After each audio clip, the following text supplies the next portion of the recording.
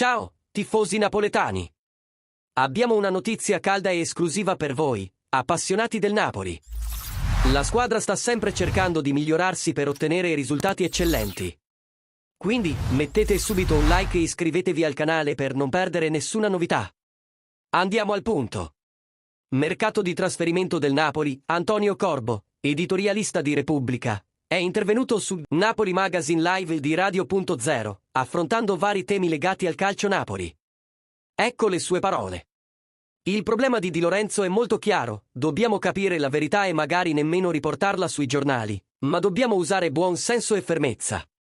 Se il giocatore vuole andare in un altro club, forse per guadagnare di più, la scelta del club è confermata e si va avanti. Se ci sono ragioni ambientali, il giocatore con un po' di umanità dovrebbe spiegare cosa non va bene in modo che il Napoli possa correggere gli errori. Se ci sono motivi esistenziali o ambientali, il club potrà pensare di accontentarlo. Il sorriso di Osimhen durante il preritiro? Se Victor tornasse disposto, non lascerei sfuggire questa opportunità. Se il giocatore garantisce un impegno entusiasta, allora è una buona idea tenerlo in squadra per ripetere l'impresa.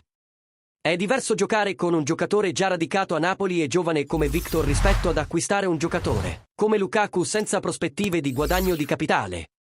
Per me, Osimhen vale metà del Napoli, anche tatticamente, perché avere Victor che parte dal centrocampo e domina tutti è un'altra cosa rispetto ad avere Lukaku che tende più a fermare la palla.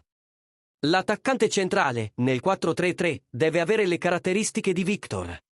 Il PSG non fa paura, il Napoli può esercitare i propri diritti e difendersi in ogni caso, anche grazie al giovane allenatore in ascesa, Manna. Il Napoli valuterà come vendere Osimhen in questo caso.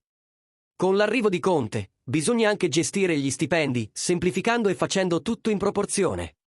Se assumo qualcuno come Conte, non solo ho il diritto, ma anche il dovere di lottare per lo scudetto. Angoscia. La preparazione dell'anno scorso ha penalizzato tutti i giocatori del Napoli, ora con Conte possiamo garantire una buona forma fisica. Allora, tifosi, cosa ne pensate delle parole di Corbo? Lasciate il vostro commento qui sotto e discutiamo insieme di questa situazione. Non dimenticate di mettere mi piace, iscrivervi al canale e attivare la campanella per rimanere aggiornati su tutte le novità del nostro amato club. Alla prossima e forza Napoli sempre!